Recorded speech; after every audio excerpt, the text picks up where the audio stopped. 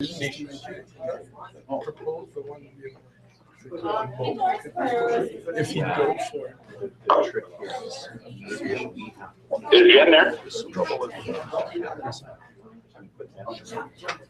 Hey, Pat?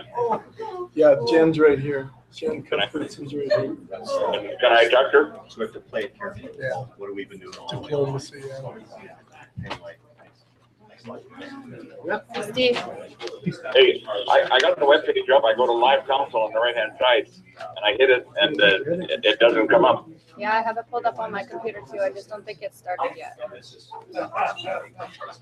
All I do is hit the live council on the right-hand side. Yeah, and it'll start playing, or there should be a play button that you can hit. Oh yeah, absolutely. Potentially so. Okay. Sounds good, Devin. You see the play button? Thank you. Well, there's one on top of it. When there's a building there, there's a play button on top of that building when you scroll down. Okay. I'll keep checking on it, and if it doesn't work, I'll let the kid in the closet know. Okay. Okay.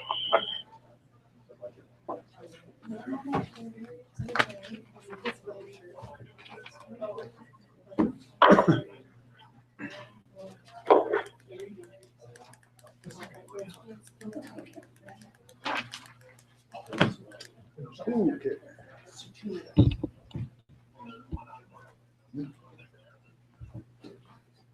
Sorry, Daddy. It's okay.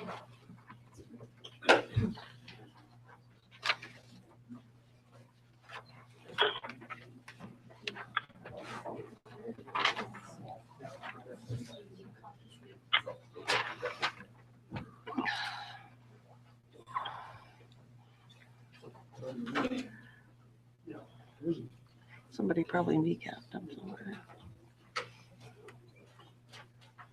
It's quiet. Sorry for the delay. I had to get dressed.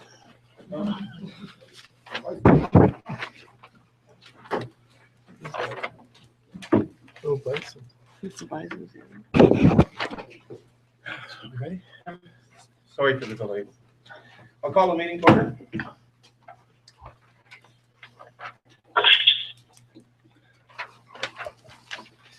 First item on our agenda is public hearings, bylaw 1509, Wildflower Ranch Phase 2.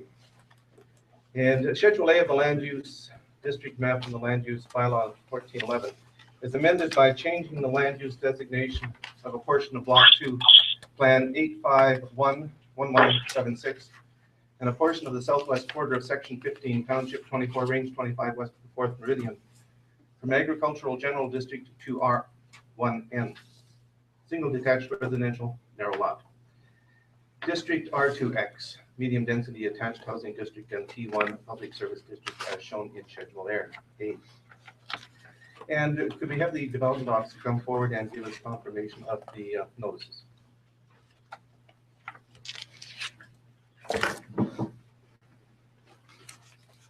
Yes, Your Worship.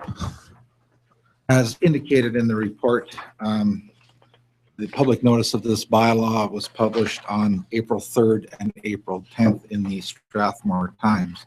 Now, right at the deadline when this report was submitted, we had received, I had a conversation with the gentleman, Ryan Parkins, who later that day submitted a letter and email. I have now since then received several more, and I would like to distribute those if I may. Okay. The confirmation notices were published.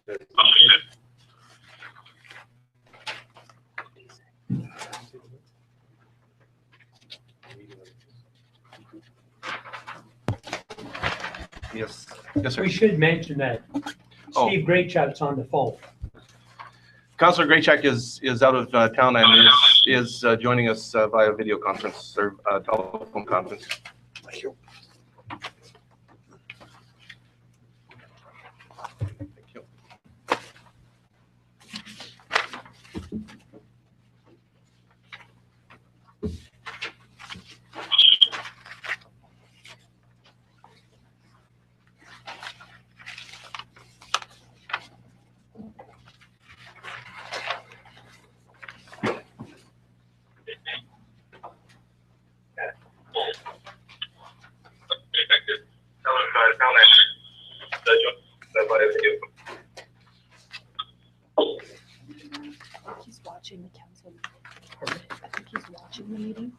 watching it. Oh, watching it and listening. It's delayed a little bit. So, Your Worship, Yes, sir. question to administration. I'm going to assume then that Councillor Graychuck does not have copies of this? No. It'll have to be read into the record.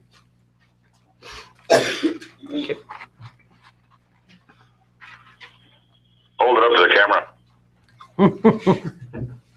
How are your eyes? Can you see that? I can see you guys. No, can you read the letter?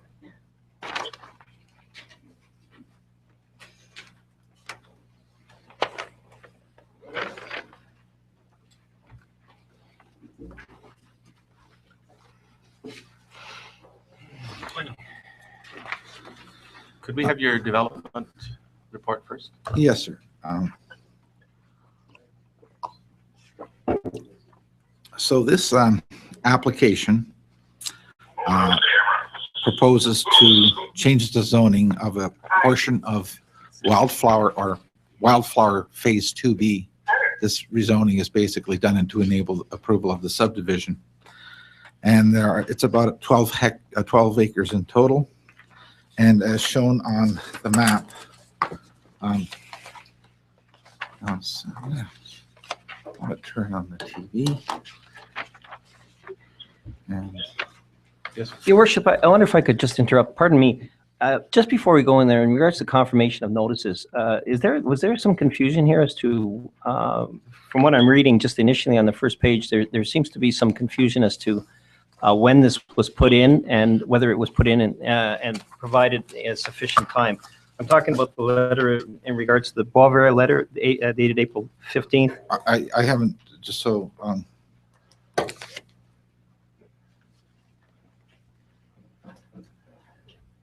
You haven't read these? no, I just got this. Okay. Let me go to the file. I'll read the part that's concerning me. The town of Strathmore placed the notice in the Strathmore Times of the proposed rezoning of Wildflower Phase 2B on April 10th, 2015. But according to their bylaw 0711 and amendments thereto, all parties who wish to respond had a deadline of April 9th, 2015.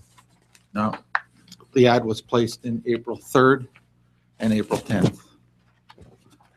So I know there's that irritation with the deadline to council. I mean, that doesn't mean we won't hear things at the public hearing. It's just that we would like to get the response to the planning department so we have some time to evaluate or respond, review them. Right. I'm just going to continue on.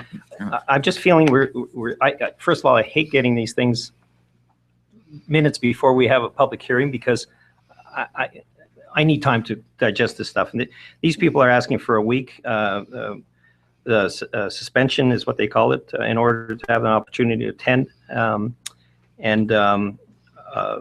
We have an issue with Councillor Graychuck not having access to these items. They can be read in, but I'm not sure if this is the appropriate time. But I'd like to make a motion that we adjourn this hearing until for 2 weeks to the next council meeting, so that we can have a chance to digest this new information and give Councillor Graychuck an opportunity to review this as well, and apparently as well our planning branch. Okay. Before yes, Councillor Peterson. And just in addition to what you're saying, Councillor Sobel, it also says in paragraph 2 that many weren't allowed to respond, that would like to respond. So it also brings that into consideration. Yeah. And the only question before I accept your motion is to confirm with the administration that we are within our rights to be able to recess the public hearing until. Okay. I believe, yes. I made a motion. I so made the moved. motion until the next council meeting, which is the beginning of May.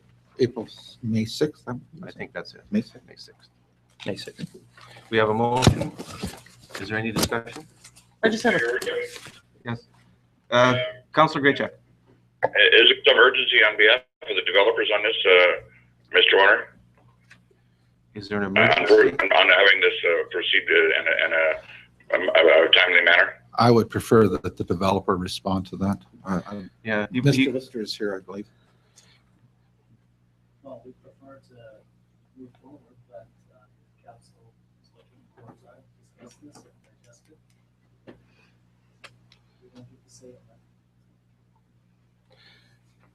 We have a motion on the floor to, Just have a question. okay, Councillor Peterson, question?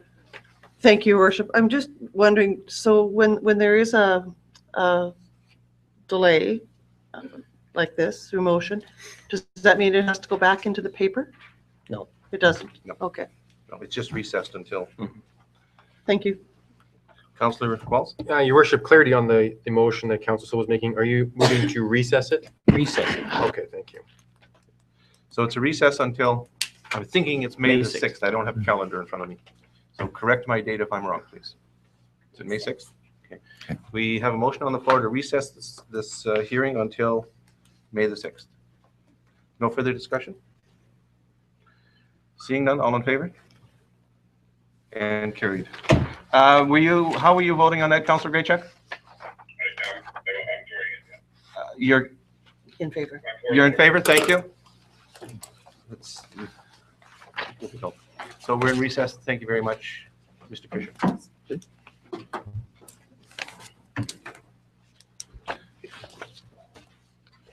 Good. I'm glad for that. That will help.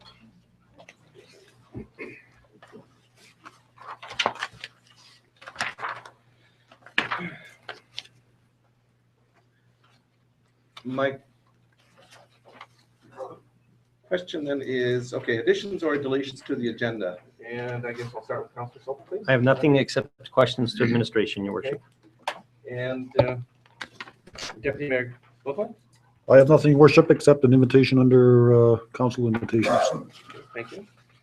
Councilor Walz? Nothing, thank you, Your worship. Nothing? Okay. Councilor Graycheck, do you have anything that you want to add to the agenda?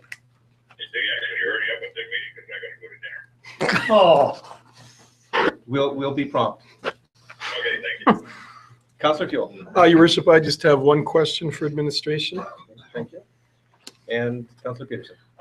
I have a question for administration now because I'm not certain. I sent an email out earlier today regarding the Wademsa report, and I'm not sure if that's coming forward or not, or if we're waiting. I never got it.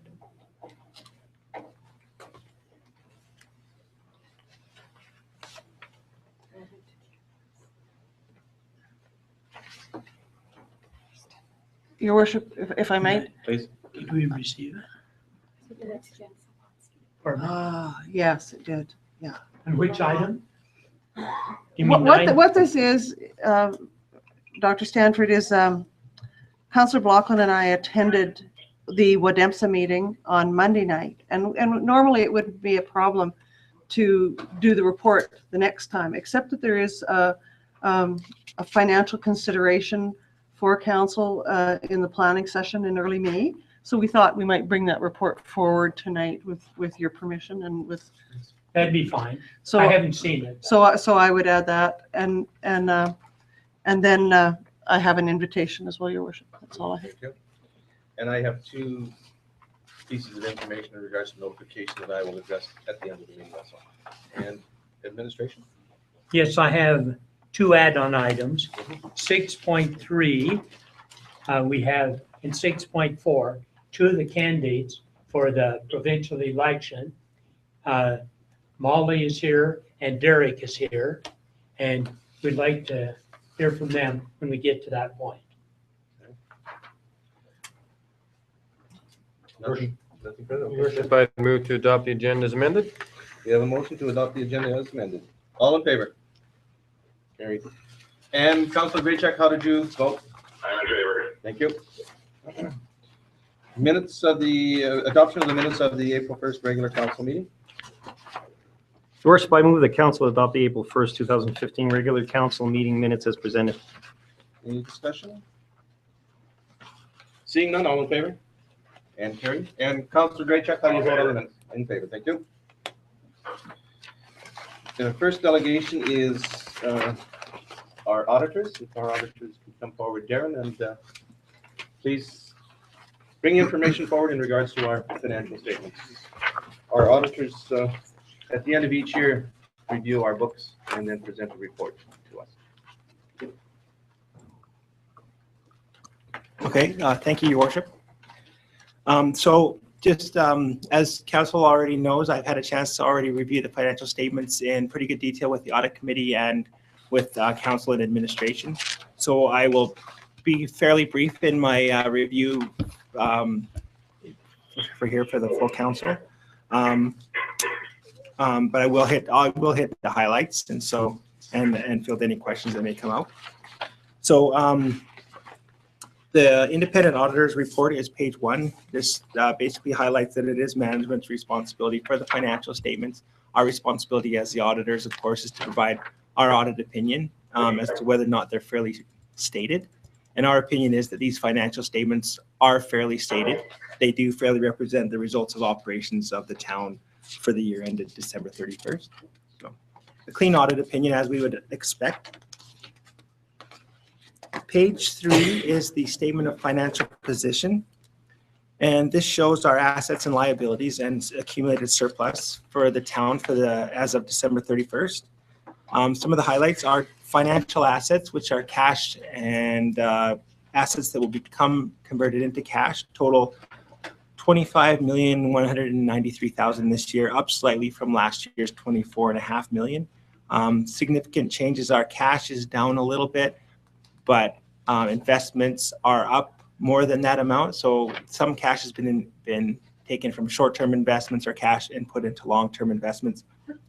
Additionally, some cash has been used to pay off long-term debt, and some has been invested in capital assets. So financial assets are up slightly, mostly because investments are up. So liabilities total about 18.1 million compared to last year's 20.4 million. So liabilities in total are down a little under or a little over $2 million. The biggest reason for that is long-term debt repayments has totaled about 4.2 million for the year. So there were regularly scheduled payments, principal payments of about 1.4 million, and additional 2 loans were paid off as well over and above that, which totaled around 3 million.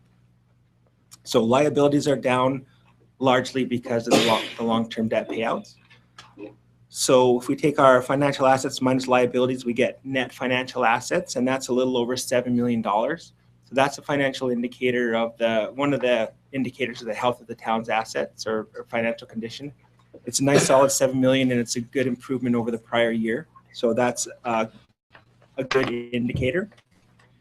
And we add in our non-financial assets, which largely is tangible capital assets. So the infrastructure that's owned by the town, the buildings, the equipment, that type of thing. That's gone down slightly from last year. The town did invest about $1.5 million in new capital assets during the year, but amortized or expensed about 4.1 million. So overall capital assets went down a little bit because of amortization. So when we add those in, we get total accumulated surplus of the town of 183,028,000.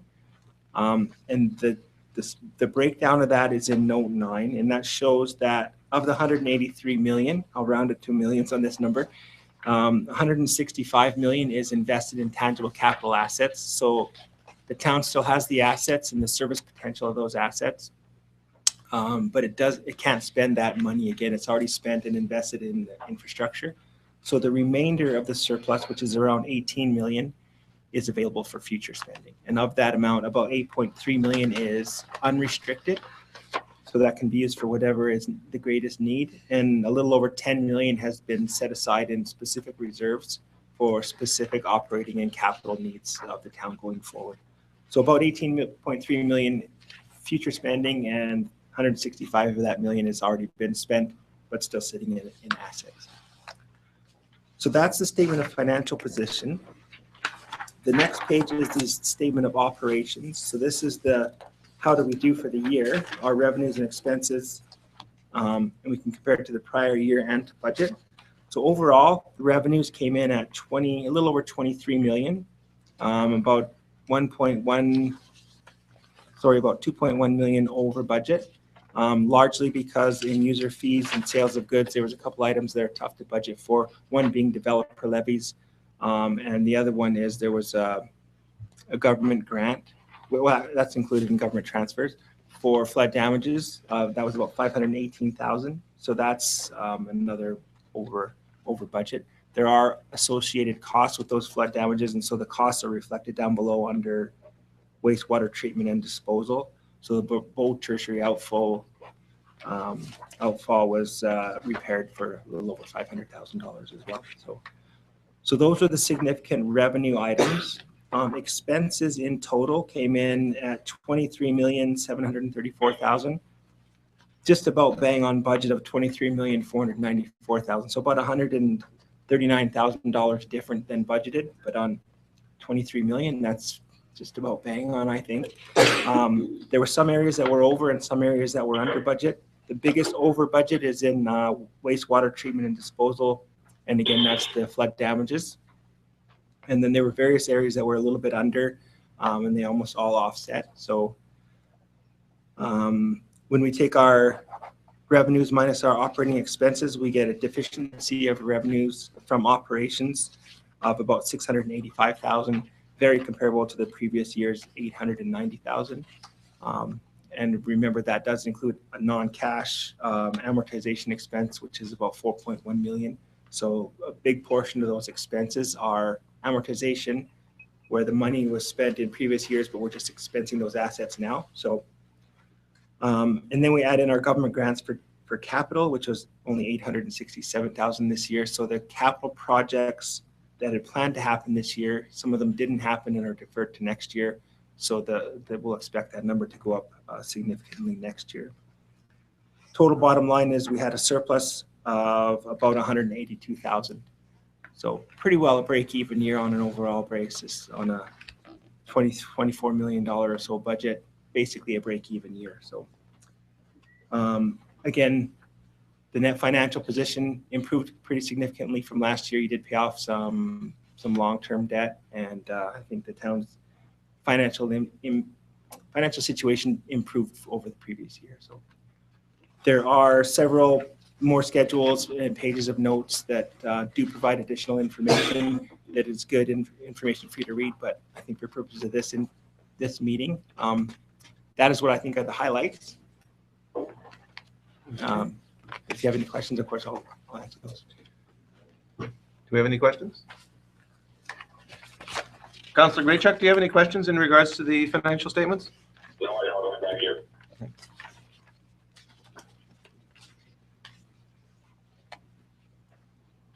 I'll entertain a motion then.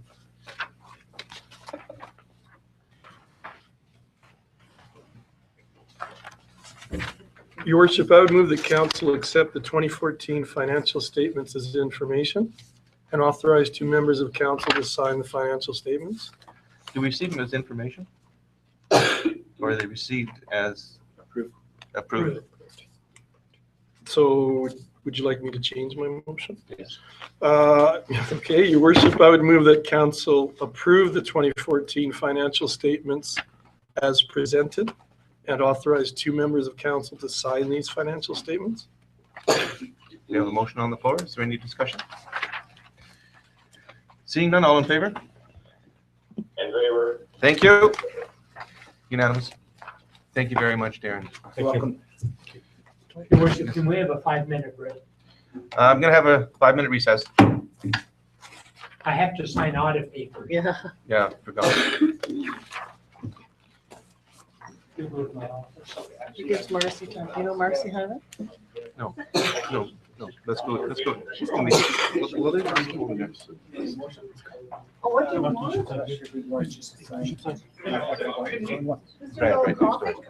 Why me? You're locked in here. There, Corey. I just think when you're donuts, I'm like, You did? not feeling good. That's not good there. Okay, all right. No, my baby. Yeah, it's a good day for a prairie ball. Hello, Derek. How you doing?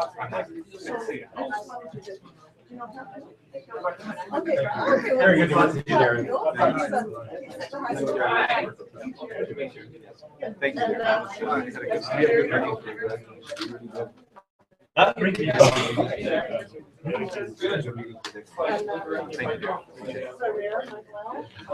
Hi. What do I call it? Hi. And this is also. Yeah. No, it's coming down. They I don't lie. said he's a place that's really reliable for.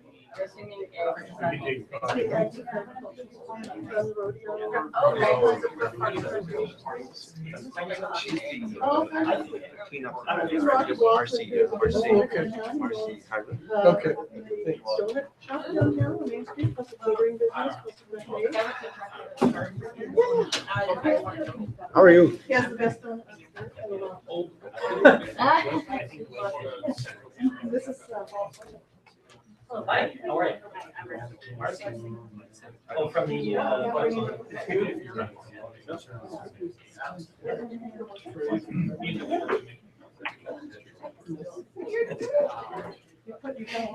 The only trouble is I have to keep it back. Yeah.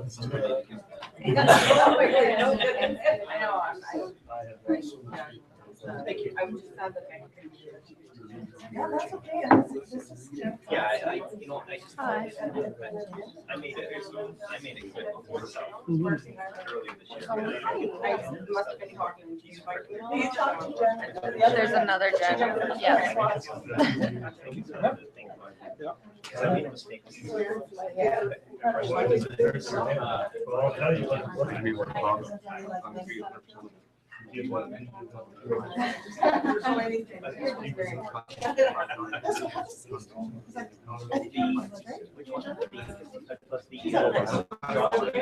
Yes. I think that's on the 21st. Yeah, 21st. Yeah. Yeah. I can do it, or Yeah, why don't you? Yeah, so, because I've got. I've got a couple things I want to mention.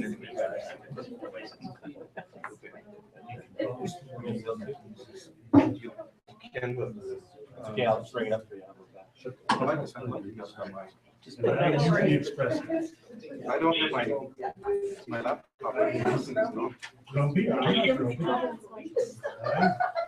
Busy like this. As long as you don't spend too much money on it.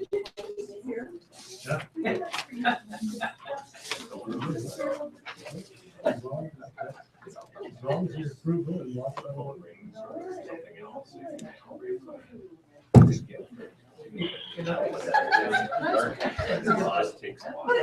But you know, we trust, it works when we're, is that correct? You know what? I trust you were in talk and not. Yeah, so perhaps I'll give that. That's it. Yes, sir.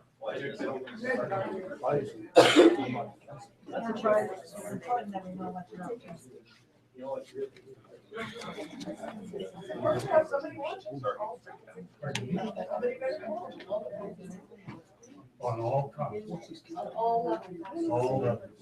There you go. We tried. We ready? Just get the show on the road.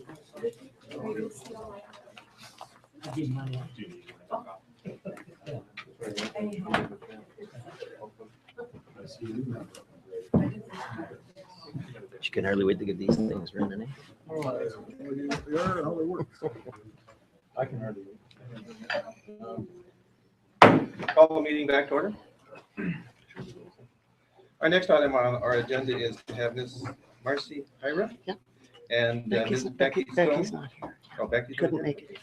And they wish to present some information to us in regards to the Strathmore superhero cleanup idea that they have. Ms. Marcy, we welcome you. Thank you, Your Worship. So basically, I moved here in February with my family from BC, and I met a lady named Becky Stone from Pornavio, and she had this brilliant idea of doing some sort of cleanup for the city because there is a lot of trash laying around. And she absolutely loves this town, and I love it, and I've only been here a couple months.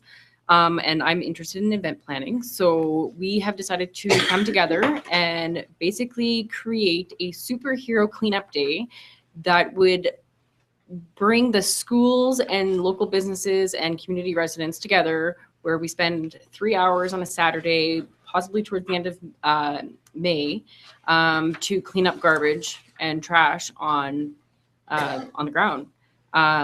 We have to be proud of our town, and I think one of the things that's very important today is to teach our kids the importance of our environment and of recycling and garbage and not littering. And we want the community residents and the schools to come together in groups and have prizes like pizza parties, ice creams for the most trash pickup, for the weirdest trash pickup, while also giving the students, it's primarily targeted towards the students at the schools, mostly because they can do it in teams in larger classes, and basically give them a document that teaches them the importance of cleaning up our town, and then they can bring it home and talk to their parents, and then maybe eventually make this a yearly tradition. At this stage, we would basically need support from the town, if possible, the fire department and police for escorting, so that we can have safety available, gather some sponsors from local businesses, and make it a much fun-filled day while watching little tiny superheroes run around the city. So I'm new to this, so I don't exactly know what else to say. So. Well, do you mind if we have some questions? Absolutely. Okay, Councillor Fuel? Yes, Your Worship. First of all, I'd like to commend you for your actions in organizing or getting involved in this. This is something that we did back in the 80s here in the town, and I'm wondering if your group would consider just a possible amendment or a slight change to it. And as a teacher, I know I could have far more success if the students I teach could do it on a school day. I have more control of my classes. You'd get far more students out, and you could designate certain areas for each school. And if we could do something like that, where you would if we could get the superintendent and the various principals involved, we could possibly do the school portion of it, say the day before your Saturday public event. Yeah, absolutely. That was originally Becky's idea. She wanted it to be during a school day. It was actually my idea for the Saturday, just because we weren't sure if the schools would be willing to give up time during their classes, during their class day, to do the cleanup. And we kind of wanted to do a fun day. But if we do a 2-part series, like a Friday and a Saturday, and then have the fun day on the Saturday, that would actually work out really well. We probably wouldn't be able to get all the classes, but I know we could get quite a few. It's just some of the grade 12 classes would be preparing or trying to get their curriculum done for the diploma exams. But I think you'd get a lot more bodies that way on a school day. Absolutely. I think maybe a 2-day event might be better in that way. Councillor Peterson? I just want to echo, I think, Councillor Fuel's idea. I think it's really, really great, and commend you as well for the work, and the organization that you've put into this is really impressive, and I just am very, very supportive. And as you entertain other questions I'm sure that councillors will have, I'd just like you to be thinking about specifically what you think the town could offer as well. Thank you, Your Worship. Okay. No. Councillor Graycheck, did you have any questions? I just want to commend that group, and that's tremendous, respect for the town and what they're doing is fantastic. Thank you. No further questions? Councillor Sobel? Oh, I'm sorry.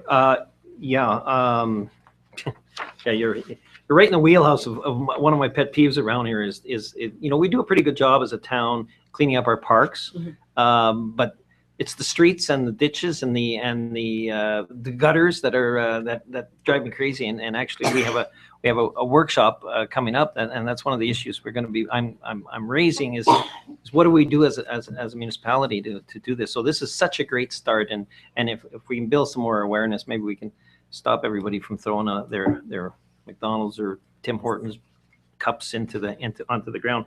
But to the issue at hand, you've got a budget of $2,500. Yes.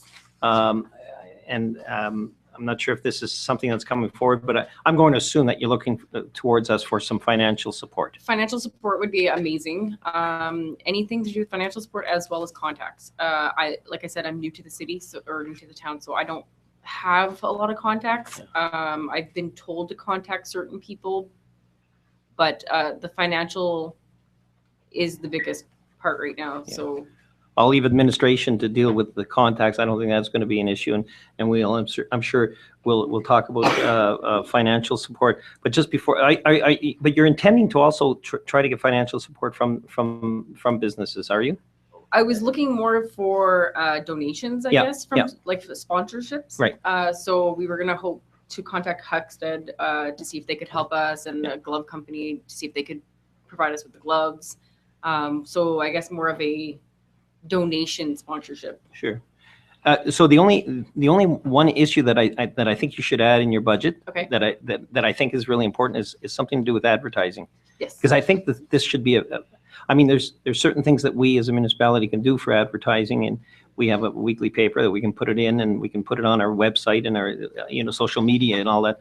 But I really do think that to get the most people watching this, I think we need some board signs, and maybe we can get some of our signs between the provincial candidate signs that we see popping up. Yes. One or two of those. So, Everyone's I'm not so- sure what council has in mind but I have a number in mind, but. Why don't you propose that, Councillor Solis? Well, I was going to say, I really think this is a great idea, and I would like to, I'd like to propose that we look after the advertising plus $1,500 as a support for this project. Councillor Peterson? I would definitely support that, Councillor Sobel, and the idea for advertising is a fantastic one. And I just have a question for Dr. Stanford. Did you talk to Bevan today? Did you mention it to him? Yeah, I did To the yesterday. superintendent of public schools? Yes. Yeah? And he was I supportive? gave him the whole email. Beautiful. And he was supportive? Yep. That's I know pretty all the good. details, but he got all the email as well. One other thing I wanted to mention, I'm not sure I'm right. Somebody told me that high school graduation is on the 30th. And if it is, that might be an awkward day. There's Yes. 2 dates mentioned, 23rd or 30th. So maybe the 23rd would be better. And I'm wondering if, I don't know, when it comes to planning, I'm pretty good at getting things done. So I could probably do the 23rd. The only reason why I was thinking the 30th was because it's the end of May and it would give us a little bit more time. Yeah. But if I mean, that's still just over a month. So We I could think, move into the first week of June as well. well, and that's what because now that grad is there, I know that they're going to be pretty busy.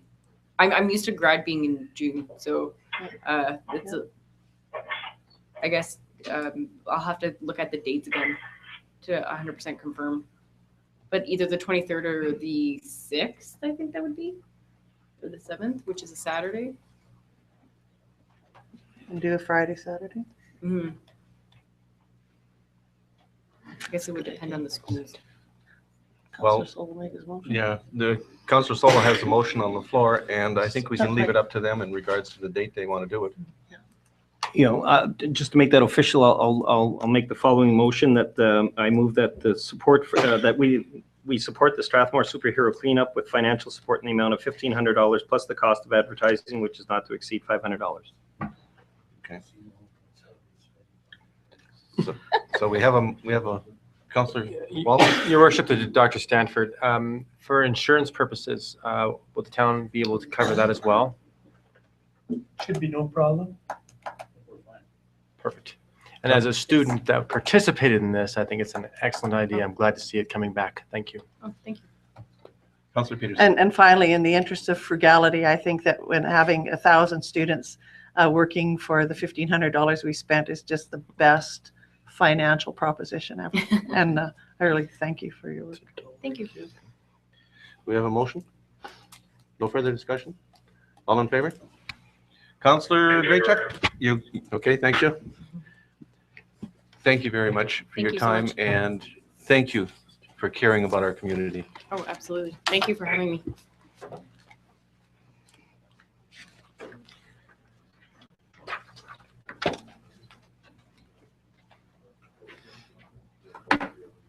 We can skip the next one. On to page 55. Hang on a second.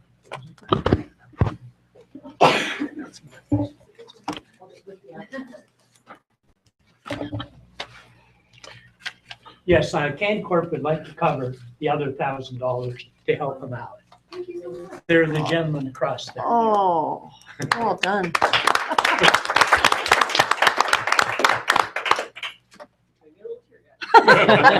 So do we. Yeah. That's wonderful. Thank you. Next item on our agenda is one that's been added, 6.3, which is our local candidates for being member of the Legislative Assembly have asked to identify themselves and present to the citizens of Strathmore, and we've accepted that. And you've given them the outline in regards to what the requirements are? Yes, Dr. Molly Stafford? can come up and for 5 minutes or so, and then answer a few questions. Ladies first. Well, it was a surprise to me that I would be here today, actually. So I'm not very prepared. Politicians are always prepared. It's fun to be in your council chambers tonight because, of course, I am have been involved with the County of Newell for the last 11 years. So it's always interesting to visit other municipal operations. I'm impressed with the number of people that are here. We don't often get that many people out to meetings, so it's either good news or bad news. I'm not sure. I'm not sure which. But as I travel from Brooks across the constituency tonight, it took me back to a few years ago when the Electoral Boundaries Commission brought forth a report, and they tried to pull our riding apart into a number of directions. Some of you might not have been around at that time, but certainly the County of Newell worked very hard to not let that happen, because we feel that the Strathmore Brooks constituency is pretty much a perfect riding with its Brooks, Bazzano, Strathmore connections, and the rural outlying areas of Wheatland and Newell. I live at Finnegan, and I always ask people, that's my tough question of the day, does anyone know where Finnegan is? Good job, Councillor Peterson. By the ferry. Yes, there is a Finnegan ferry still in existence. It gets put in this coming Monday. It is about midway, actually, within our constituency. It's east and north of Hazard. So I have been involved in local politics, local government for 11 years, thoroughly enjoyed it. And I have worked hard with our smaller municipalities to accomplish for the good of our citizens, because I think that we are all here for our ratepayers, no matter what level of government we're at. I believe in public service. I don't think we need to get paid for everything we do. And I certainly believe in the greater good principle when it comes to decision making. And I think those are philosophies that carry through all levels of government. Government exists for the people it serves, and that is the kind of government I believe in. These days, provincially, some people might find it hard to be a progressive conservative, but I totally believe that they are the only party that can sort out our affairs, and I think they are the only one that has the leadership available to make the decisions that need to happen to get our spending under control in the province of Alberta, and to decide what services our residents want and want to pay for, and to get back to saving some money. As a municipal councillor for the last 11 years, it has made me quite crazy that we have these ups and downs in Alberta. It's not rocket science that we should have a plan in place. And so that needs to happen. Our council never allows people like me to come and talk to them. So I'm going to keep this really quite brief, because there will be other forums, I'm sure, that you can come and hear us speak and find out more about us. I can leave some pamphlets here with Dwight that sort of give you an idea of some of the things that I believe in. And I'll just read one last little blurb that I have on here. I said, in my visits with Strathmore community people, I've heard that some of your local concerns are about renovation of an existing vacant wing at the Strathmore District Health Center and an ongoing need for seniors housing into the future. As well, appropriate support for your children's education and schools is a priority.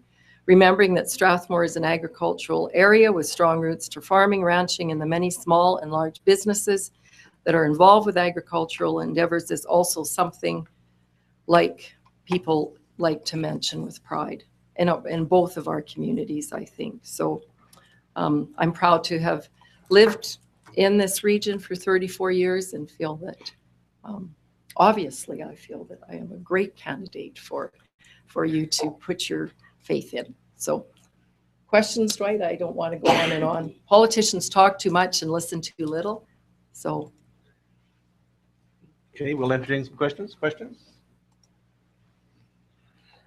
You didn't want to mention that we'll like to be contacting whoever the successful candidate is in regards to our hospital.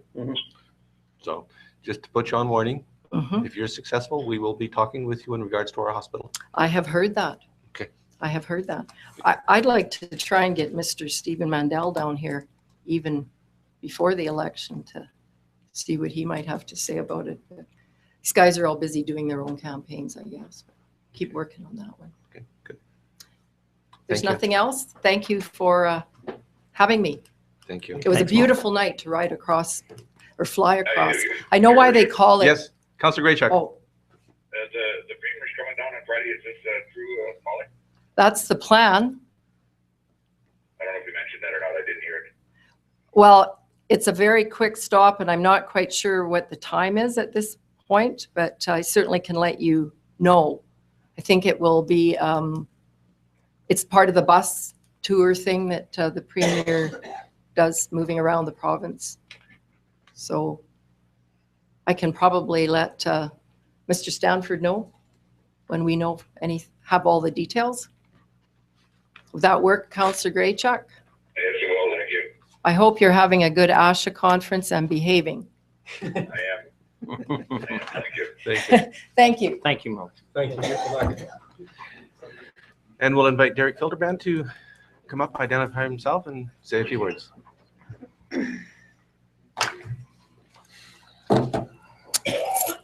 Good afternoon, Mayor, councillors, Molly, and I'm just going to start by the initiative we saw from the young woman there. That is true community building from the. I think you could expect to see the entire Wild Rose campaign team dressed up as superheroes out in the gutters, helping you guys win or lose. I've been knocking on doors today, campaigning, talking to constituents, and only found out that I was going to be here a few hours ago, so my remarks will be brief. But as I always do, I will keep them poignant.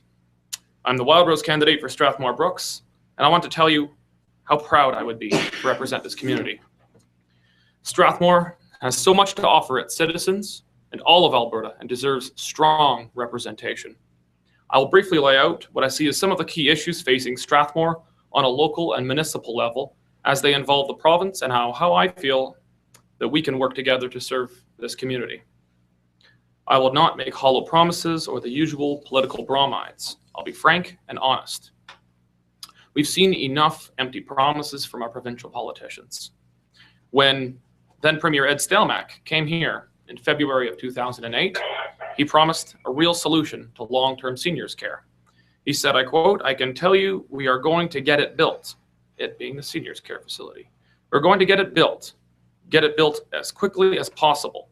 I really do empathize with your situation. Out of 600 beds announced, 100 are right here in Strathmore. We don't need any more meetings. It's a go," end quote. Clearly, what we have now is not what the province promised us. This broken promise happened with a backbench Tory MLA representing the constituency. For the last 3 years, we've been represented by a backbench Wild Rose MLA. Despite both of their best efforts and honest efforts, we still do not have the long-term seniors care that was promised in 2008. Regardless of if I am on the government benches or the backbenches, government benches or the opposition benches, I will not be on the backbenches, and I will not be quiet when fighting for the interests of Strathmore Brooks. I will not fear a party whip coming down on me if our community does doesn't receive funding that it was promised for projects. I will not have my questions in question period approved by a minister of who I am asking questions. Government benches, opposition benches, what matters is that an MLA is willing to stand up and be heard, forcefully if necessary. Those of you who know me know that I am no shrinking violet, and that I am not afraid of taking on a big fight. When your government breaks its promise, you don't get anywhere by asking nicely. I will champion long-term seniors care here as my #1 priority for Strathmore. Wild Rose is committed to building the infrastructure that Alberta needs for a thriving economy and quality of life that is second to none. Meeting Alberta's growth challenges will take foresight and leadership at both the provincial, national, and municipal level. Above all, the provincial government must stop picking winners and losers for infrastructure grant money and get fundamental transfers like the Municipal Sustainability Initiative off the roller coaster of oil prices and political needs. Wild Rose is committed to increase predictable and stable funding for every community in this constituency and Alberta. Our 10-10 MSI plan allocates 10% of all tax revenues for the province and 10% of all eventual budget surpluses to municipalities to ensure that core funding doesn't rely on the threats or promises of provincial politicians. Municipalities are the level of government closest to the people, and the Wild Rose believes that decision-making authority should rest with you, the locally elected officials. That's why our approach is to empower cities, towns, counties, and municipal districts to meet our own individual infrastructure needs and take the politics out of infrastructure decisions at the provincial level. Back to promises. Too often the province promises everybody schools, seniors care facilities, roads, and other infrastructure projects that seem to remain empty lots with a Building Alberta sign posted on it. This allows the government to promise infrastructure projects that it has no intention of actually completing in a timely manner, or putting it on the back burner without any of the political damage that would come with telling the truth. We will correct this by assembling and publishing an online Alberta infrastructure priority list, outlining the priority of all requested capital projects across the province and the objective criteria used to arrive at that priority. This transparency tool will allow you to hold the government and my feet to the fire to see exactly where promised infrastructure projects stand in the pecking order. I believe in localized, devolved government. That is, that the level of government closest to the people capable of delivering services should be the level of government responsible for that service, and without undue interference from so-called higher levels of government. Just as the federal government should not be meddling in provincial affairs, the province should not be meddling in municipal affairs. You know the needs of Strathmore better than any MLA possibly could. I'm determined to be an MLA that represents his constituency to the government and not the government to the constituency. I have to get back to the doors and keep working, but I'll be happy to answer any questions if you have them. And I thank you very much for the invitation to come today. I will work just as hard for you as your MLA, as I've worked over the last 2.5 months to become your MLA. Thank you. Thank you. Questions? No? And you mentioned it, but I'll say the same thing to you. We will, should you be elected MLA, we're going to be talking to you in regards to our hospital. Day after the election, let's do it. Okay. Thank you. It's a promise. Thank you. Good luck. Thank you. Thanks, guys. Thank you. Thank you.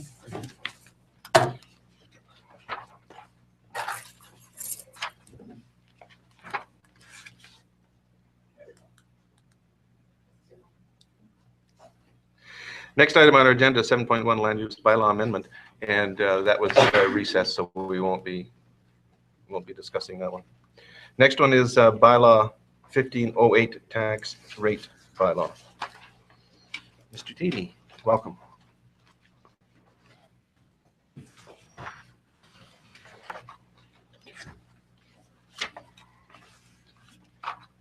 It's yours.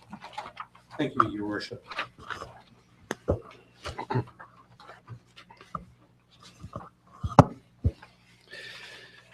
The municipal mill rate is calculated from using the 2015 budget and the assessment rolls for taxable properties within the town. For the properties that are in the annexed areas, the residential and commercial mill rate is set by Wheatland County. The 2015 municipal residential mill rate is 5.557. In 2014, it was 5.825. The non-residential mill rate is 6.312, and it was 6.474. The total residential mill rate, including education, Wheatland housing, is 7.978. In 2014, the mill rate was 8.431. This is a decrease of 5.3% in mill rate. The general municipal assessment base increased by 7.3% as a result of growth of 3% and the balance being market value increases. Applying the mill rate to a sampling of 21 residential properties consistent with those same properties in the past, 12 showed a decrease in total taxes and 9 showed an increase. The total taxes for the 21 residential properties increased by $157 in 2015, from $49,476 to $49,632. This was an increase in taxation by $7 in this current year per residential property, and is a total of $15 over the 2-year period of time. The education portion of the tax is remitted to the province. The amount increased this year by $37,600. Also, the province made an adjustment to the taxable status of social housing, in other words, Wheatland Housing Management Body. In the past, the province paid a grant in place of taxes amounting to $47,500 in 2014. On March 31st, the province announced that this grant would no longer be paid, and the status of the properties would be similar to senior lodges and nursing homes, which are exempt from property taxation. Combined, these two changes increased property taxation in 2015 by 0.8%. Those are my comments. Questions? Your Worship, I move the council give first reading to bylaw 15-08. We have a motion for first reading of bylaw 1508. All in favor? Carried. Your Worship, I would move the council give second reading to bylaw number 15-08. We have the motion on the floor for second reading. Is there any discussion? Councillor Sobel? So, pardon me if I get a little political here for a moment. So you're telling me that the average increase per residential property of an average of a 21 resident taken at throughout the random town, you use it throughout the town using 1 or 2 houses from each of the communities. is $7 a year Correct. and $15 over 2 years. Correct. Seemed to me this is a pretty good place to live. Yes. Thank you. That's all I have. Your Worship, Councillor Graychuk, go ahead. just to be clarified to myself and maybe to the public also though, is that per annum or was that per month on the increase? Per annum. You heard? Okay. Per annum. What about commercial? Commercial? It varies so much by assessment value that it's real hard to do anything other than show the mill rate increase or decrease in this case. Did you hear that? Okay, thank you. Was there anything further? Councillor Peterson? Thank you, Your Worship. Mr. Teedy, when we were going through our budget and when we were looking so very, very hard to keep our tax base low to attract population, and I remember very distinctly how tremendously hard we worked, how hard you worked to take a full percentage off the initial, almost 2% off the initial tax base. I find it horrifying that we're now looking at an almost 1% increase due to the cutback to one of our most marginalized populations. And we had intentions of, brought to this council by Councillor Sobel, I believe in the past, of looking at enhancing social housing in our community. This certainly, I think, will be problematic under this consideration. I know that there's nothing for you to say, but I appreciate what you've done in the tax base. It's just something that I want to bring forward to our public. I think it's very damaging and difficult. That 0.8% is both a combination of education and Yeah, social housing. absolutely, yeah.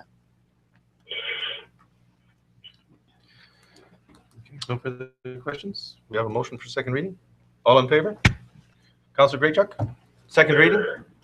Okay. I would move that council give unanimous consent for third and final reading to bylaw 15-8. All in favor? In favor. Thank you. I'd move that council give third and final reading to bylaw number 15-08. Any discussion? Seeing none, all in favor? Carried. Thank you. Thank you. Thank you. Thank you very much. And once again, thank you so much to you and your team, Mel. You guys have, you've worked very hard for this, so thank you very much.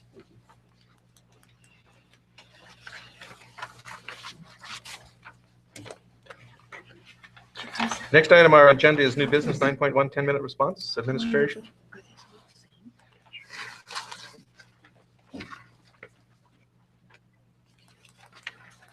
A while back, we decided we would hire Bayer as a consulting firm to take a look at our 10-minute response. And they put together a plan for us. We got it probably a couple of months ago. We looked at it and we had some concern about it. Some of the concerns I had was it showed areas outside of town pertaining to our 10-minute response. And we're saying the town boundaries where our fire departments are concerned about, outside of town, if we're called by dispatch and all, we'll go and help the county, that our key focus is right here in town. So we asked Bear to take a look at it again. Another thing is, we talked about putting a small fire hall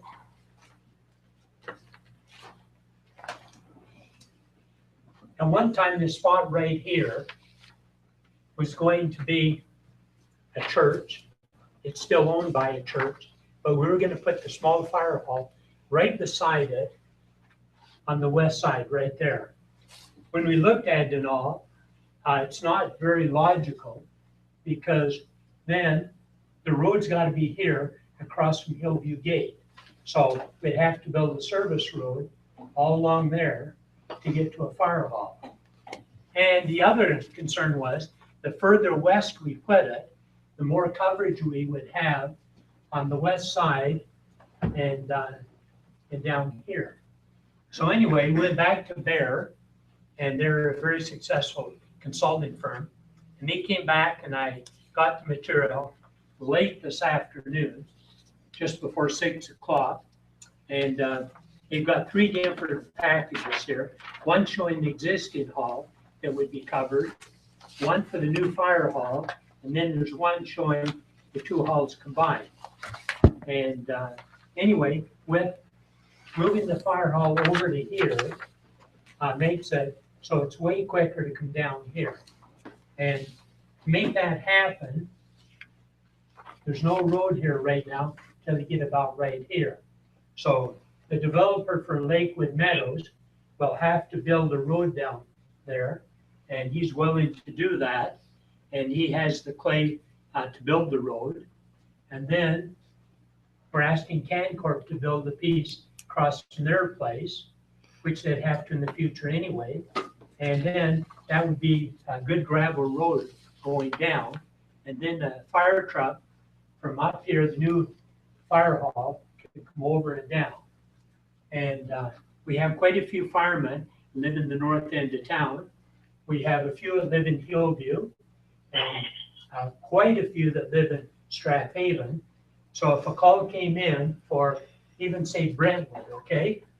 Rather than from the firemen from Strathaven, going down to the fire hall and back up to Brentwood, they could come there, grab the truck right over here and make it into Brentwood even quicker.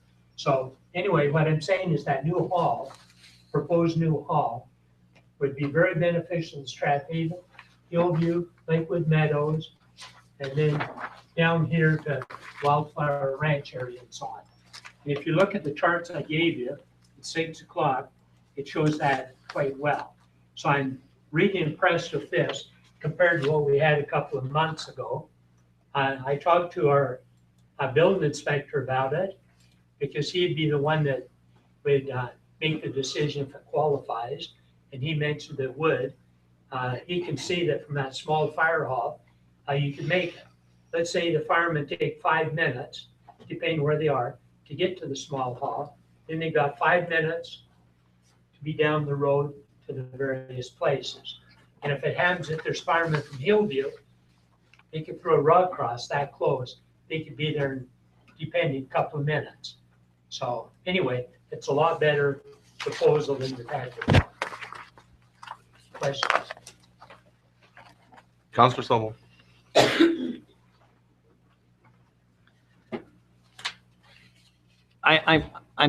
I'm so concerned about the speculation that we are dealing with here tonight with these maps. And that's all we're dealing with is speculation. The fact of the matter is these laws that pertain to the 10-minute, and it is a law that pertains to the 10-minute response, is a provincial law. It's a provincial legislation. We cannot break that law. I will not be part of any process to try to go against that law. I will fight very strongly against that. So in order for us to go anywhere from this and to see whether or not a fire department is going up in the fire hall in the north end is going to be of any benefit to us, we first have to determine where the 10-minute response time is from that fire hall and not speculate on it. We have to have an actual one. And it concerns me that we're dealing with the possibility that it may take them 5 minutes to get there, or what if they're not home? I mean, and I know it's a difficult thing to get actual times. And we may end up in a situation where we can't, the 10-minute response from the fire hall on the north side may not benefit us. And then the question will be, why are we building it? If we're not going to have if we can't get a 10-minute response time to the area, then we have to revert back to the law in place in regards to the additional requirements for under the building code. So, I mean, I can't do anything here until I have more information in regards to what the 10-minute response time is. Thank you. Thank you. Councillor Walz. Your Worship, I understand that this will probably be dealt with during the administration portion, but if you have majority of your firemen on the north side, and say it's this time of night, that truck is only going to hold 4 or 5 people. So where's the rest of them going? They'll be coming from the hall downtown. Yeah, so but there will be one truck there quicker than the downtown. Yeah, I'd like to see some more information myself. Come back to us with a plan of exactly what type of equipment is going to be up there. What's our cost for this type of equipment? Duplication of services, our resources, and all the rest of it. I'd like to see some concrete numbers on this before I'm prepared to vote either way on this. Thank you. Any further questions? You know, if I may? Yes, go ahead, Councillor Graychuck. You know, right now, who is protected under the 10 minutes time? Nobody in Strathmore. So what is the big concern with the government? You know, the people downtown are just as important as the people in Hillview or anywhere else. So what is the problem here? You know, let's protect all people, but you're all concerned about, let's build another fire hall. Let's go with that and see what that can go from there, you know, forward. This is ridiculous. I mean, worrying about the government. There's a lot of communities that are not following that rule, and I can guarantee that. I've talked to many of them that, and they're not following that rule. They got little innuendos that are putting in the 3 people and all this stuff, and it goes on and on. You know, we're all concerned about it, but right now, nobody's protected. You can't get downtown and protect anybody in 10 minutes. I mean, let's think about that. Who's protected? Nobody. Thank you. Councilor Peterson? Thank you, Your Worship. When I look at this, like Councillor Sobel, my biggest issue is the safety of the citizens. And I always feel somewhat fortunate because I live a block away from the fire hall. And but sometimes I see how long it takes them to get out, and so I have to agree with Councillor Graychuk in terms of timing. But I think one of the major issues that we face is oversight of the province. The province has not been clear, and they've not been diligent in supervising their own legislation or lack thereof. So I don't think that we can assume that they're going to become any more diligent than they have been. But I think if we build another fire hall, we can assume that we're going to provide better service. I can't see how it couldn't be otherwise. And so for me, the safety of the citizens is critical. And we have two developers coming together in an immense show of goodwill and cooperation to put their own resources to work in the best interest of the community and in their best interest. So I think when I look at this proposal, safety of the citizens is the primary consideration still. The health of the community in terms of growth and development is also being cared about and looked to. And I think that we can't lose by going ahead with it. I think it's important to the community to go ahead with it for safety's sake. Thank you, Your Worship. Thank you. Councilor Fuel? Thank you, Your Worship. I'm also in favor of having a station in that northern area, the northern part of town, to help with the 10-minute response time. And then I also wanted to commend the two corporations who are willing to do so much to help this come true. One of the things that's been mentioned to us a couple of times at least, as far as part of the response time is that we've been told a couple of times that there are a great many fire department members living in Strathaven. And I would like to maybe discuss or mention to admin that we start to look at directing the fire chief to do some serious canvassing or recruiting to get members on the department who live in other parts of town. If we have more members who live in Hillview, to me, it's going to be that much faster to respond from Hillview than Strathaven, and the same thing with people down there. If we've got an overabundance of people in Strathaven, we need to find residents who are going to be firefighters from all different parts of the town so they can get to these stations quickly, because that's part of that 10-minute response time, is getting to the hall. So if we can make some direction that way, I would be happier too. Councilor Blow? Your Worship, Go ahead, Councilor Graychuk. we got two choices. Either we do nothing and keep studying the problem, or do something, and I follow Councilor Peterson and Councilor Fuel's talk here. Let's do something right now and get going with the North Project. At least we're showing the government that we're doing something. I mean, there's many communities can't even do as much as we can, and they're getting along quite well in developing and everything else. But these people who are working hard at helping us out, these new developers, and we're kind of turning them down. But let's work with them and get something done here. And let's go with the fire hall at the north end and show the government that we're trying to do something. I don't see anything that the government is writing that the government is saying we're going to shut you down. There's nothing in writing. I don't see it anywhere other than legislation. Well, I'll tell you what, there's a lot of legislation that's been broken. So don't tell me about this legislation stuff. Thank you. Thank you. Anybody else? Councilor Blokeland? Go ahead. Thank you, Your Worship. Second fire hall, to me, is a great start. Is it the right answer? I don't know if it is the right answer, but it's still a good start.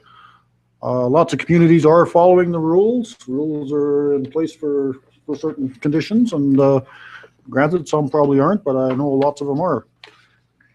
My point I want to make is we can have a fire hall in the north, we can have another one here, we can have another one there, but as long as we are a volunteer fire department, we are not going to make those 10-minute response times. I don't care if we got one fire hall or 3 or 4 or half a dozen of them. A volunteer fire department will not hit those 10-minute response times. Thank you. Thank you. Councillor Sobel? I agree, and I want to clarify my comments. I'm not against the fire hall. I would vote for the fire hall. I've got no issues, as Councillor Peterson said. I think it adds to the safety. But if we're going to use that fire hall to alleviate the responsibility of the developers in regards to Alberta's newly acclaimed requirements for fire protection, then we're putting our municipality at risk civilly, and that's my main responsibility. You can't just ignore a provincial law and not expect to be pay the price somewhere down the line. That's how lawsuits occur, and that's how big checks are written. The law is there for a reason. Whether or not it's enforced strongly enough is not the case. The fact is that it's on the books. We are required, and as Mr. Somm is required to enforce those laws. And if we don't, we're putting ourselves at risk here, big time. And I would like to know which community is not following these laws, because everyone that I've talked to, and I've talked to a number of them, have made concessions in this regard and are following these regulations. Thank you. Councillor Peterson? Thank you, Your Worship. I think that there are three things that I need to know in order to support this. I need to know that our citizens are going to be safer than they otherwise would be. I need to know that the province, in terms of the legislation, is going to have an acceptance of this process. Having said that, the legislation in the province is not clear. Just having come from a conference, talking to lots of different people in lots of different municipalities, that was the single message. There is a lack of clarity, I believe, within the legislation that has caused a wide perspective in terms of interpretation. And it's problematic. It's caused us problems, and certainly other municipalities are saying that. So I think municipalities are trying to stay within the legislation, but I'm not sure that they are any different than us in terms of clearly understanding what that means. So I would like to know that the province supports this, and that our Mr. Somm and our fire chief have a level of confidence in what we're doing. That would be the second thing. And the third thing that I would need is that continued cooperation from Lakeside and Cancor with regards to what they're doing. And at no point do I ever think that we're doing it for developers. I see this in my role anyway, that this is for community on all levels. It's for the safety, it's for the health community in terms of growth and development, and it's trying to balance that off. And like Councillor Sobel, we have a son who's a volunteer firefighter, and it brings a whole different perspective in terms of safety for firefighters as well, in terms of being able to adequately respond in a way that's rational, cautious, and safe, and in the best interest of citizens. And I have huge confidence in our fire chief and in what he's been able to accomplish. And I think that this is very possible. I think it's really possible to go ahead. I don't think this is the end of what we're going to need to do. I believe that the province will bring in legislation that's going to change the scope of fire safety code. But in the meantime, I think this is a really sound and rational move. Just 1 second, please. Your Worship, just to further a little bit more on what Councillor Blockham was saying, as a former volunteer fireman, it is very tough to get anywhere in this town in 10 minutes. So I appreciate the aspect of it could be safer for us. However, if I can get to the hall in 2 minutes, I still need to wait until I at least have 3 other people. So we're still sitting at that 10, 15-minute response time. I'm not opposed to us looking at putting a different fire hall anywhere. What I want is, what is it going to cost us taxpayers? And maybe if Dr. Stanford can provide that information as to what it's going to cost that we've not budgeted to do this. Yes, and I brought the cost out before. Yeah. We got a tender price, well, I shouldn't say tender, estimated price from one of our local contractors for 120 to 130,000. Right. And then taking the services across the road, because we have to core underneath the road, was about $35,000. Then there's a pad, a concrete pad in front. We've got to have that. So they would come out of there on the concrete or asphalt pad, On the the apron, and then they get onto that road, then get onto north boundary, go wherever they need to. And anyway, the figure that, I don't know if Mel's still here. No. But anyway, the cost that he had tentatively thought of, the total cost would be 250,000. So your worship, if I can go a little bit further, so that's 250,000 capital, but what about operating costs? What about the fire truck? What about the equipment? What about bunker gear? What about breathing apparatus? What about all We've that looked at stuff? all that. Okay, do you have a number for that? Yes. The fire chief gave us a figure on turnout gear, 3,500. You mentioned that you could find it cheaper than that for $1,000. We need 10 sets, according to the deputy fire chief. So 10 sets, whichever figure or price in between that you're talking. Okay. And then the fire department would plan on taking the tanker that I talked to you about today. And it's got what kind of a pump on it? A midship pump. Yes. So it would have water in that, and they could use that until the others got there. Okay. What about breathing apparatus? Maybe he was including in the 3,500, Right. the whole thing. Because his figure was 3,500 for the total turnout gear. Per person Per or person. 35,000? Yes. For 10 sets. For 10 sets, 35,000? Yes. Thank you. So does that include any hoses? I can't comment on that. I don't know. Your order? Councillor Graychuk, yes? Yeah, I guess now we're sending money to lives, and you know that's wrong. I mean, we need another firehouse sooner or later, and let's do it sooner. But we want to get things going here according to the government rules and regulations. We are doing our due diligence, showing the government that we're trying really hard to get this done to meet their requirements. They know that there's communities across Alberta that aren't meeting it. You know, and I can name some, but I'm not going to right now tonight. But if some of the councillors want to talk to you about it, I'll give them names, and we can go from there. But anyway, let's work with this one.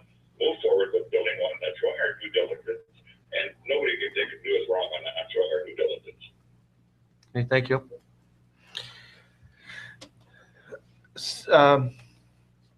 If there's no further questions, if I may ask a question or two. You'd indicated that a road has to be built going south on North Boundary. Will that be the town's expense? The road going south? Yes. No, both developers. The first half mile would be Lakewood Meadows, and then the second roughly quarter of a mile would be Cancorp's. Okay. Do we have to purchase the land? No, it's on the right of way. Road right of way. You mean for the fire hall? Yes. You mean Fire for the hall, fire hall? for the fire hall, I'm Oh, for sorry. the fire I'm hall? sorry, yes. No.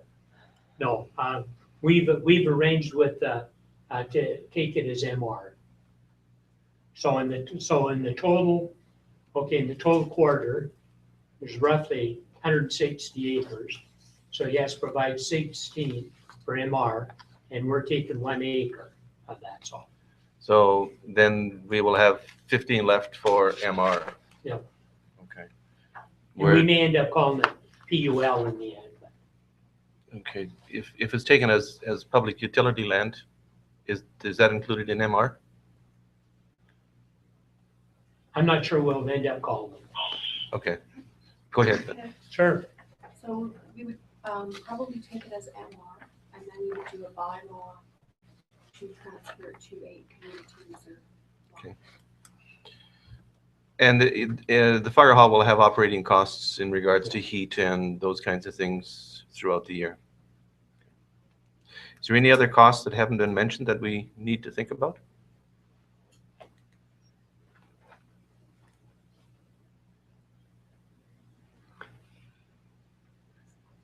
Pardon me?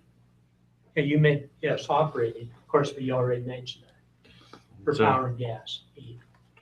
So we're likely, in regards to getting this up and running, we're approaching $300,000.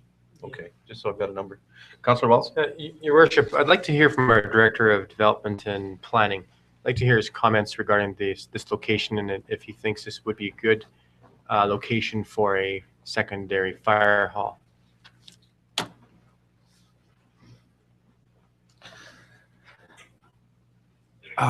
Through the chair, I believe it would. What makes it attractive, perhaps more than any other consideration, is that the development industry is willing to chip in and build 3/4 of a mile of road. That if we look at other locations, I don't think we get the same benefit. In discussing the issue with the landowners, as has been mentioned, we're prepared to credit this as municipal reserve. They're going to have to do some things as well, and it doesn't seem to be a bad deal. We can always maybe wish for a better deal, but I think this is pretty good. Okay.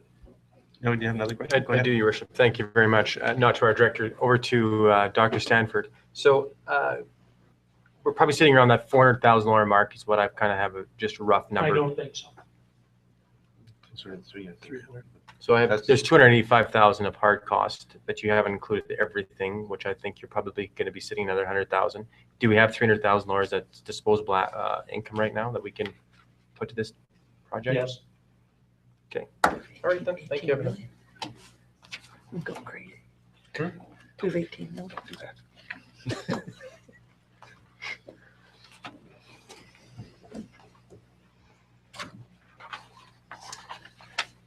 Councillor Blokland, Deputy Mayor Blokland.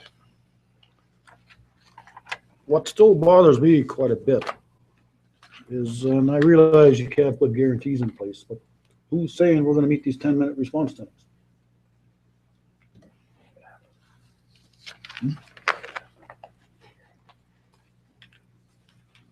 So we build a fire hall and this year or next year or whenever it's getting built, after the road gets built, I guess, and a year after we're still dealing with the same stuff we're dealing right now. I'm not against the fire hall. That's, to me, it's a good start. It's a great start. I'll support that. But is it solving the issue here? Is it solving the problem? I know where Councillor Sobel lives, and if his son has to go from his place over to this new fire hall, he ain't gonna be there in 10 minutes. And I'm sure that could be well the case with a lot of the firemen. Your Worship. Councillor Peterson first, please. Thank you, Councillor Graychuk. In response to Councillor Blokland, and relative to what Councillor Graychuk said before, there aren't any great guarantees of this, but there is due diligence, and just doing something better than you're currently doing is useful. And I think that we just have to do the very best we can, mindfully, in terms of the diligence of the people, and recognizing that I don't think there's a single person sitting at this table that isn't putting safety first. And even though Councillor Walz is talking about money, I still know that he's keeping that as a priority. And as well, we are in terms of that funding, by bringing development in, I think that goes a long way to addressing the concerns that you've raised. One of the things that I think is really useful to consider is that our administration has gone far beyond this plan in terms of discussing optimum response. And I've heard you talk about bringing in people that currently work for you that are volunteer firefighters and making them available. I've heard you talk about things like that as options that will optimize what you're addressing, Councillor Blokland. So I think that there's lots more that we can do. But this is, as you said, as all of us have said, this is just a very rational and good start. And I think we need to do it. Thank you. Councillor Graychuk? You know, we have really, two choices here, and that is one, either do it or don't do it. We don't do it, and definitely our citizens are not safer. Let's do it and listen to our administration who are recommending that we build it up there. Many of my fellow councilors over the past years, which I respect 100%, have said administration knows. So let's listen to them, go with them, and move forward from there. And then we know we're doing something for the benefit of the resident. Thank you. Councillor Walsh? Your worship, I'm not sure which administration department can answer this question, but what if we cannot make the 10-minute response up there? What happens then? That was my question. It probably depends, lots of things depend. On the time of day, what's going on, depends on weather, it depends on all kinds of things. And that's why this consulting firm could not put anything like down like that. Because if it's during the daytime, and then once in Hillview, if they're at work somewhere, that's one thing. And so it's tough. So your, 1 second, please. Your worship, I guess I'm looking for a little bit more clarity. So if we can't meet the 10-minute response, what happens to our building code? Does it need to be enforced? That's my question. So we put the fire hall here, and if we can, yeah. The problem says you have to follow it. Okay. There's legislation. Okay, thank you. Councillor Graychuk? So if we're not doing it now, definitely, if we don't build a fire hall now, we definitely don't meet it. So let's build a fire hall and meet it to some degree. At least we're showing the attempt and doing our due diligence. Okay, good. Thank you. Councillor Sobel? As long as we're doing this for the safety of our residents in the north end, I'm 100% behind this. But if we think this is the magic pill to relieve ourselves No, it isn't. from the provincial legislation, we're making a big mistake. And this all comes down to our inspector, our building inspector, having to sign a document and properly inspecting things. And I, for one, will not pressure him to violate any provincial laws. It comes down to whether or not a 10-minute response is possible. And I'm telling you right now, it's only, but for only a few houses in that area, it's not going to be. Councillor Peterson? One thing that I'm really confident of is that between our inspector and our fire chief, there will be no compromises. I agree. And our administration as well. And I'm confident in it.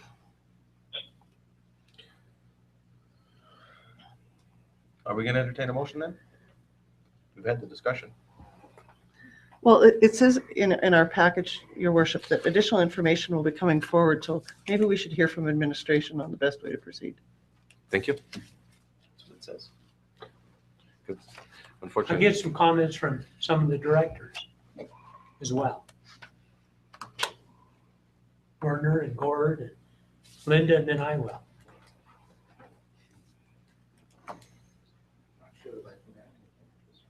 Okay, Gord? I don't think I have anything to add.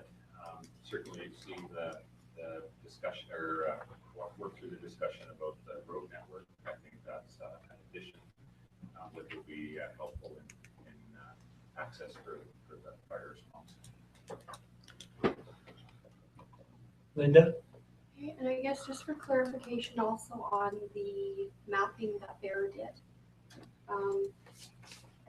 Because the formula is so difficult in a community where we have so few fires, and you have to respond within 10% or 10 minutes, 90% of the time.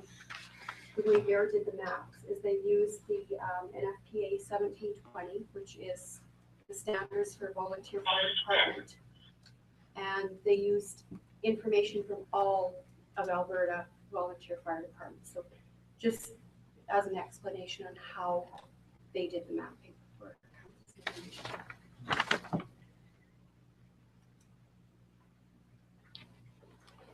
I guess one thing we could do is Even though I've talked to the building inspector in detail about this, we could get him to put something in writing with his feelings, if you like. But I know there's times in certain places, they won't make the 10 minutes. Everybody in here agrees to that. Councillor Sobel. And in addition, I'm trying to formulate a motion in my mind, and I'm having difficulty because one, I think we have to nail down some costs, and we have to nail down some responsibilities. And when I talk about nailing down responsibilities, I'm talking about third parties who want to be involved in this project, actually making a written commitment to this if we go ahead with it. Because what I don't want to see is, I don't want us to build this and then have additional costs later to be effective. So, I think we need some additional information before I would be prepared to make a motion. I want everything clear, and I don't want any surprises as to how this is going to turn out in the months to come. So do you want to give Deputy Mayor Blokman? Oh, go ahead and say what you I was just going to suggest Councillor Sobel give direction to administration to provide that information, and then they bring it back to us and we can make a motion. Right on. That's all I need. Yep. That would be my position on this tonight. So moved? So moved. Did you want to say something else, Deputy Mayor Blokman? Just kind of curious, would we be in our favor to let the provincial government know what we're doing, or are they going to tell us, doesn't matter where you put the fire hall as long as you got 10-minute response? The two key government people, or even more than that, there's ones that have volunteered. They would come down and talk to council or meet with the developers, whatever we'd like to. So they would come down here? Oh, sure. I think that would be a great Just leave idea. that to administration. Yeah, I think that'd be a perfect step forward on this. Okay. Does direction need a motion? No? Okay. Thank you. Thank you very much. Direction, please. Direction. Yeah.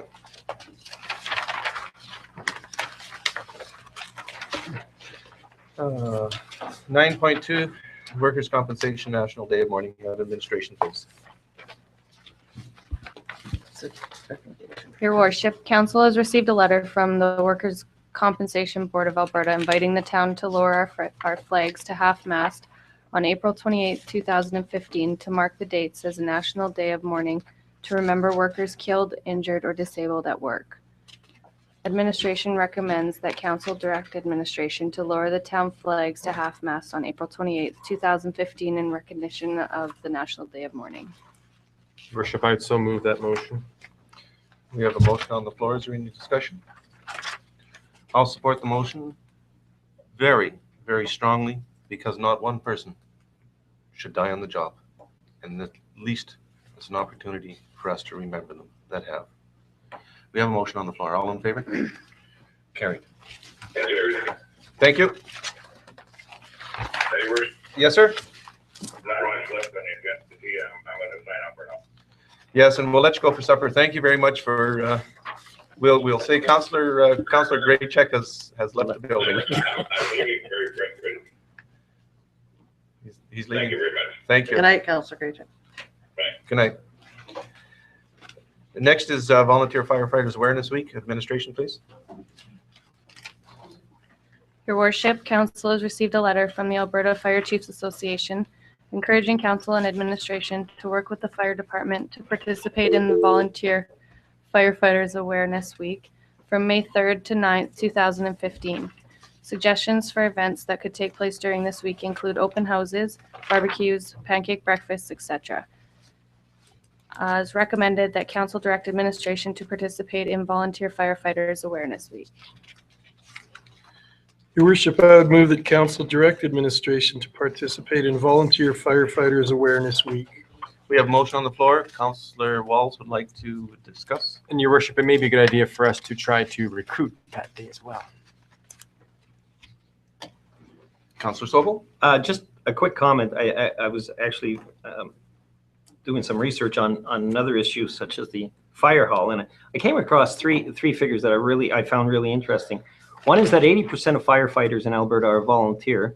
The second, that 97% of Alberta's fire departments are run by volunteers, and that there are 450 volunteer-operated fire departments in Alberta. Clearly, we are not alone in being a community that has vast majority of our firefighters as volunteers. Our province would not be safe without these fine men and women who volunteer their time and put themselves in danger on a regular basis. So I certainly encourage us to do everything we can to say thank you to our volunteers on this opportunity. Thank you. Any further discussion? Seeing none, all in favor? Carried. Thank you. Council roles and responsibilities are originated by administration, please. Yes, we were asked to get a rough estimate of the cost to bring out the lawyer to talk about the roles and responsibilities. It depends if the lawyer, like I mentioned the last councilman, if they're here an hour, hour and a half, or whatever. So, okay, so it's $400 an hour, and be an hour out, hour back, and then an hour. Some preparation time.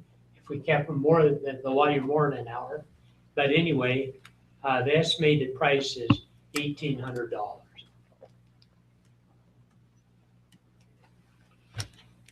Okay. Your Worship, since I'm the one that brought this forward, I would move to accept this information. We have a motion to accept this information. Any discussion? Seeing none, all in favor? Carried. Worship, I need to be excused. Okay. Councillor Walls, are you coming back? Councillor Walls has excused for a few minutes. Do we want to do a quick recess? No? No? Okay. Questions between councillors and administration? Is the Woodemser report?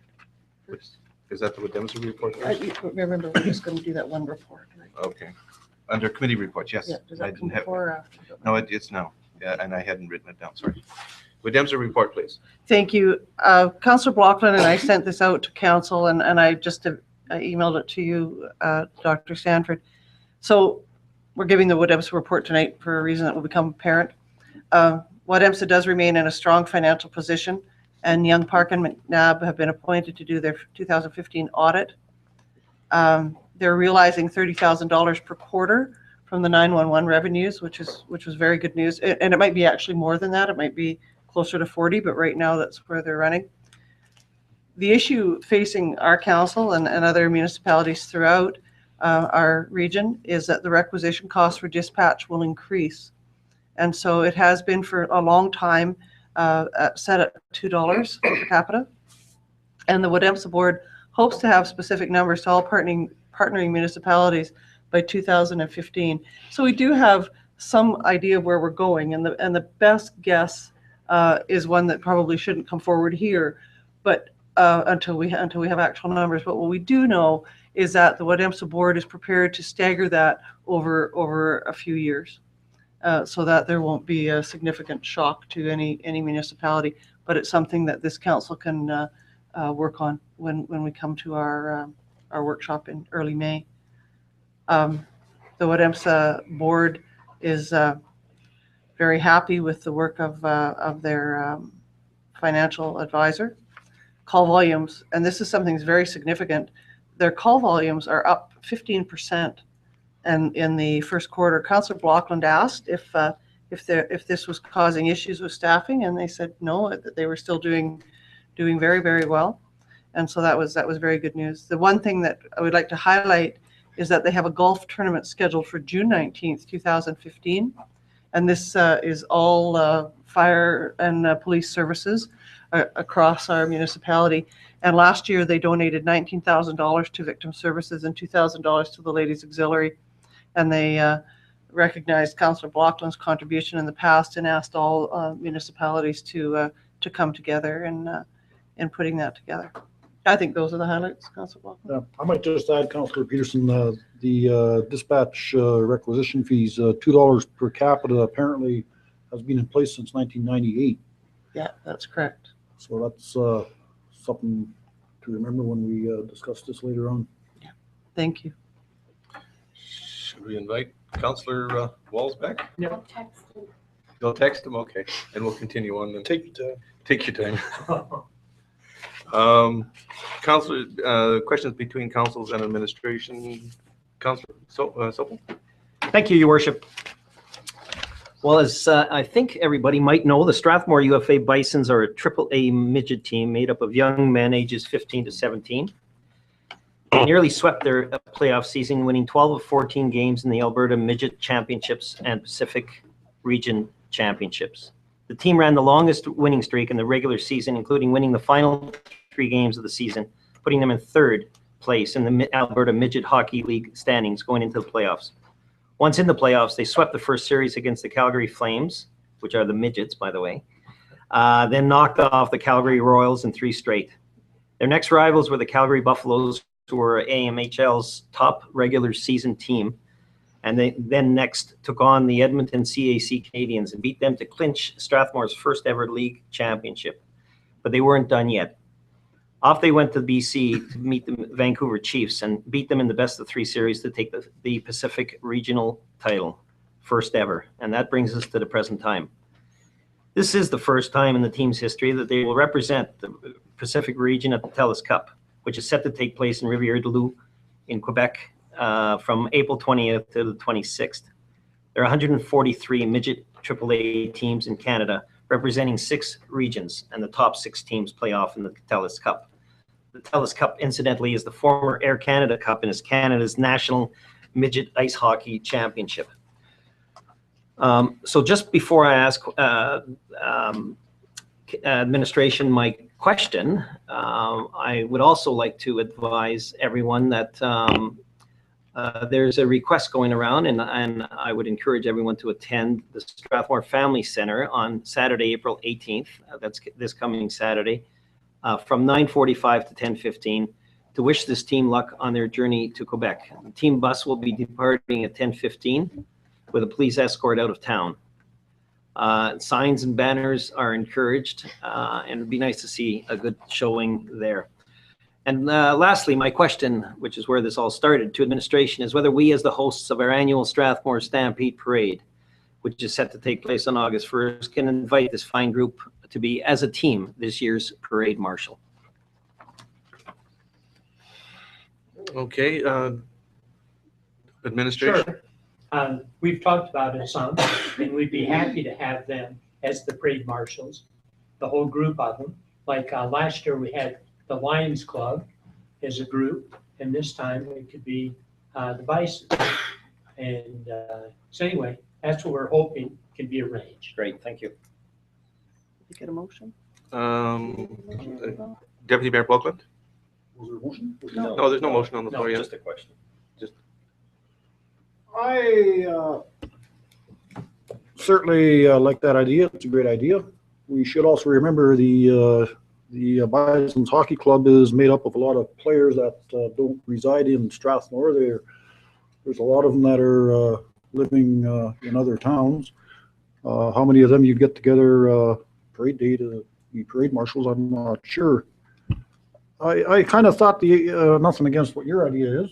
I kind of thought another idea we could have is when they return from Quebec, whether they're successful in, is this the national championship? Yes. Whether they win the national or whether they don't win, it would still be a good gesture on our parts, maybe, if we invite the entire team in and coaches and management while they haven't gone to different places yet, and honor them as honorary citizens and maybe present them with certificates on behalf of the town and town pins.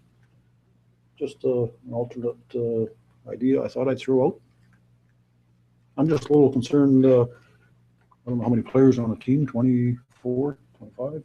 Might only be 2 or 3 in the round here in the middle of summer. Or we can do both.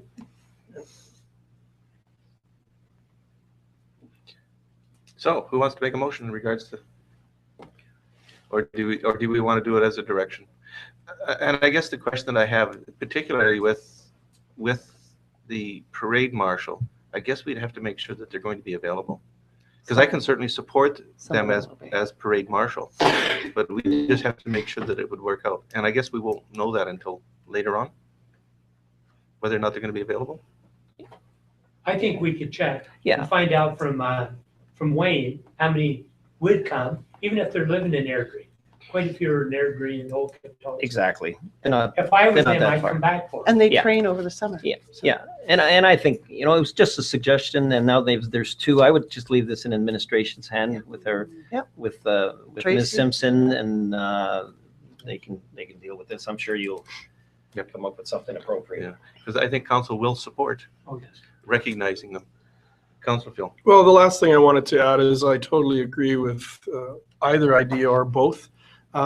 These guys come to our town and they make this team, and the team is representative of our town. And I have 3 of them in my English class, and I feel like the team is based out of Strathmore High, but they are Strathmore High students, and I've already told them I don't want them to go to their homes. I want them to stay in Strathmore. So anything we can do to celebrate what they've done, because they've achieved a great deal for the town and some of them are in the county, living in the county, so they represent the county as well. The reserve. And the reserve, that's right. So I think it's great. Good, thank you. Did you have anything further? No, that's all I have for questions, Your Worship. Thank you. Councilor Boatman? No, nothing further. I guess we should definitely do something for him. So. Well, we're doing councilors and questions right now. So did you have any questions you wanted to have? Did you have any questions you wanted to bring forward to the administration? Me? No. Yes, no? Councilor Wells? Your Worship, just a quick thank you to Dr. Stanford and the staff. On Saturday, we'll be hosting about 30 some ag societies that are going to be represented for Southern Alberta. So Dr. Stanford and his team put together a little bit of a pamphlet and some other information about what Strathmore has to offer. So I want to thank Dwight and the staff for getting that organized on such quick notice. So thank you for that. Councilor Field, did you? I have a very quick question, and it was just one posed to me as a message on my town Facebook page, and that was, does the town offer any kind of a startup grant for new businesses? Nope. Okay, perfect. Refer them to Community Futures. Community Futures? Okay, thank you. Councilor Peterson?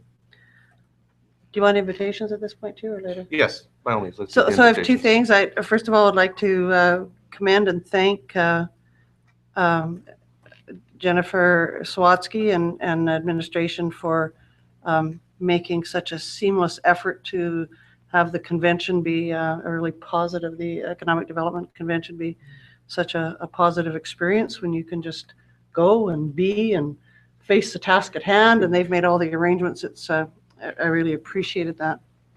And secondly, I have an invitation from the Hope Bridges Society. They have their 2nd annual fundraising auction on Saturday, April 25th at the Strathmore Golf Clubhouse. It is a live and silent auction, which begins at 3:30. And I'll leave this here, Your Worship, if you want to post it on your board just outside your office. I will. And that's all I have. Thank you. In regards to their silent auction, are they looking for? They certainly are, yes, and they can be dropped off at Hope Bridges. Okay, so if anybody wants to make note that they are looking for donations. Thank you. And I guess that sort of leaves the next area up to me. Just a quick reminder, the 2015 Strathmore census has gone online as of today. Great. And so you're going to get one of these on your doorknob, which will give you a number that you can access, your PIN number that you can access the website and fill in the census. And it's as easy as 1, 2, 3. Do it yourself at www.strathmore.ca/census. Enter your PIN number as indicated above. Confirm your address. Online entries are automatically submitted for a chance to win $100 in Strathmore bucks. So, census on. Councilor, sorry. Yeah, council, you can't win that $100. Council's exempt from that. Yes, sir. 164 did online already the first Wow. That's amazing. Isn't that amazing? Wow. day. Yeah. Wonderful. Isn't that amazing? Yes. And then the other quick thing that I wanted to mention is the Alberta Plus 55 games. The Strathmore Summer Games Open House is on Tuesday, April the 21st at the Strathmore Golf Club from 6:30 to 8 p.m. The Dream Vacation raffle ticket will begin at 7 p.m. And if you haven't bought your ticket, get it now. And there's going to be 12 draws for $5,000 for your dream vacation. And if you win the very first name, your name goes back in. So you could conceivably win 12 times. We might have to do an audit on that one, but you could conceivably win up to 12 times. So Say the date again. it is 21st. Tuesday, April the 21st. And it's an open house with food and beverages, absolutely reasonable refreshments. water. Okay. And that's all I have to add. And administration? Oh, sorry. Deputy Mayor Blackman. Your worship, I was still under invitations. Sorry, go ahead. Got handed to me this afternoon. This is a general invitation for the PC candidate. Molly Douglas is having a meet and greet April 16th, which is tomorrow night, at the Royal Canadian Legion from 7 to 9. Mayor and council are invited to stop by to meet Molly as well as the public. What time? It says 7 to 9. To 9. Good. Tomorrow night. Sorry. At the Legion. Just wanted to mention, all the council go to my office, and if they're interested in a coat, because they've been filed there for a couple of weeks. Worship, I move to adjourn. We have a motion to adjourn. All in favor? Carried. And thank you for your patience.